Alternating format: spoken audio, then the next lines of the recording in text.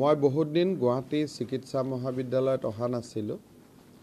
আজি মই আহিছিলোঁ কেইটামান বিশেষ কথাৰ কাৰণে।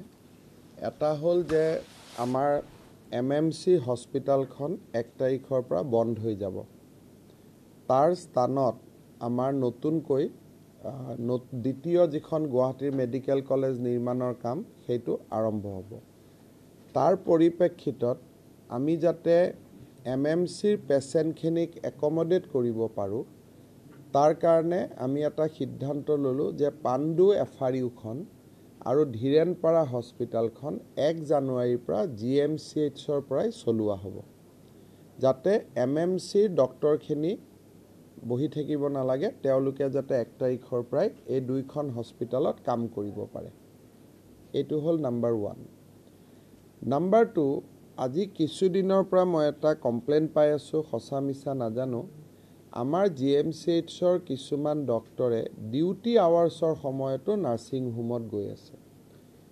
মই স্বাস্থ্যমন্ত্ৰী থকা দিনত এই কামটো ইমান হোৱা নাছিল, কিন্তু যোৱা আজি 1.5 মাহ 2 মাহৰ পৰা মই অবিৰতভাৱে কমপ্লেইন পাই আছোঁ যে ডিউটি আৱাৰ্ছৰ সময়তো আমাৰ মানুহ নাৰ্ছিং হোমত গৈ উপস্থিত হয়।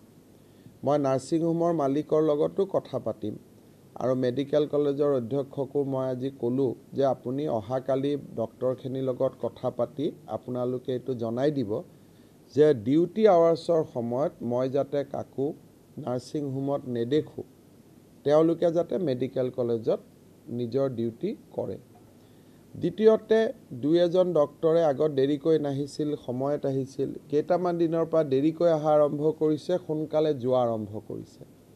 সেইটোও যাতে নহয়, সেই কথাখিনিও মই GMCHৰ প্ৰিন্সিপালক ক'বৰ কাৰণে আহিছিলোঁ। চতুৰ্থতে, মেডিকেল কলেজৰ সেৱা যাতে ক'ভিডৰ সময়ত আমি যেনেকৈ সেৱা কৰিছিলোঁ, এতিয়াও যাতে তেনেকৈ সেৱা কৰিব পাৰোঁ, সকলোৱে যাতে খুব ভাল কৰি কাম কৰে, এইখিনি কথাও মই প্ৰিন্সিপালক ক'ব আহিলোঁ।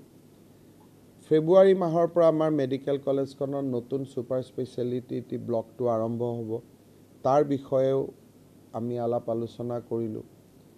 আৰু GMCHত ICUৰ অলপ সংখ্যাটো কেনেকৈ আমি নন ক'ভিড ৰোগীৰ কাৰণে বঢ়াব পাৰোঁ। ক'ভিডৰ কাৰণে অপৰ্যাপ্ত আছে, নন ক'ভিড ৰোগীৰ কাৰণে সমস্যা আছে, সেই বিষয়েও আমি আলোচনা কৰিলোঁ। গতিকে এই কথাবিলাক আলোচনা কৰিলোঁ আৰু মই ভাবোঁ যে ঠিক ঠাক হৈ যাব। হ'ব। ক্ৰিছমাছ আছে আৰু নতুন বছৰ যেটো আছে, নতুন SOP প্ৰকাশ পাব নেকি সিদ্ধান্তক? আৰু ক'ভিডক লৈ বৰ্তমান আমাৰ বেলেগ SOP নাই, খালি অমনিক্ৰন ভেৰাইটিজৰ কাৰণে বা ভেৰিয়েণ্টৰ কাৰণে ভাৰত চৰকাৰৰ SOPখন আমি ফ'ল' কৰিম। আনহাতে আমাৰ কিছুমান পুৰণা SOPত কিছুমান কথা আছিলে যে হোষ্টেলত অকল ফাইনেল ইয়াৰ ষ্টুডেণ্টহে থাকিব পাৰে। এতিয়া আমি 1 জানুৱাৰীৰ পৰা সকলো ল'ৰা ছোৱালী হোষ্টেলত থাকিব পাৰিব, পূৰা ষ্টুডেণ্ট হোষ্টেলত থাকিব পাৰিব। অৰ্থাৎ আমি SOP ব্যৱস্থাটোৰ পৰা দূৰতহে যাব খুজিছোঁ। যদি অমনিক্ৰন আহে বা অসমত কেছ বাঢ়ে, তেতিয়া আমি SOPৰ কথা চিন্তা কৰিম। এতিয়া ক'ভিড ৰিলেটেড SOPৰ কথা আৰু আমি চিন্তা কৰা নাই। গুৱাহাটীত কেইবাখনো মহাবিদ্যালয়, গুৱাহাটী বিশ্ববিদ্যালয় হৈ থাকিব। ক'ভিডৰ সৈতে ক'ভিড আহিব, ক'ভিড নোহোৱা হ'ব, আকৌ হ'ব। ক'ভিডৰ সৈতে আমি জীয়াই থকাটো লাহে লাহে শিকিব লাগিব।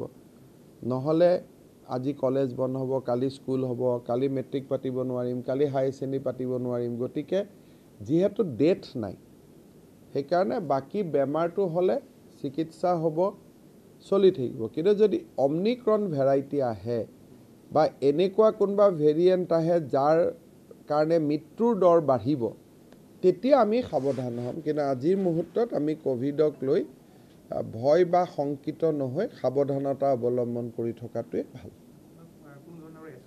এতিয়া আমি SOP প্ৰকাশটো নহয়, বৰঞ্চ SOP ব্যৱস্থাটোৰ পৰা আমি আঁতৰিহে আহিব খুজিছোঁ, যাতে মানুহে সাধাৰণ জীৱন যাপন কৰিব পাৰে। ভেকচিনৰ নোলোৱা মানুহৰ ক্ষেত্ৰত কিছু সিদ্ধান্ত চৰকাৰে বলবৎ কৰিব। পলিটিকেল নুসুধিব খালি। ICU বৃদ্ধি কৰিব নালাগে। আমাৰ সমস্যাটো আছে যে ক'ভিডৰ কাৰণে আমাৰ 200 ICU আছে, পেচেণ্ট আছে 30টা বা 40টা। কিন্তু কোভিড থাকিলেতো নন কোভিড থাকিব নোৱাৰে সেইকাৰণে 200টা ICU আমাৰ আনইউজ হৈ যায় সেইকাৰণে আমি অলপ পৰিৱৰ্তন কৰিলে আমাৰ 200টা ICU নন কোভিড পেচেণ্টৰ কাৰণে বাঢ়ি যাব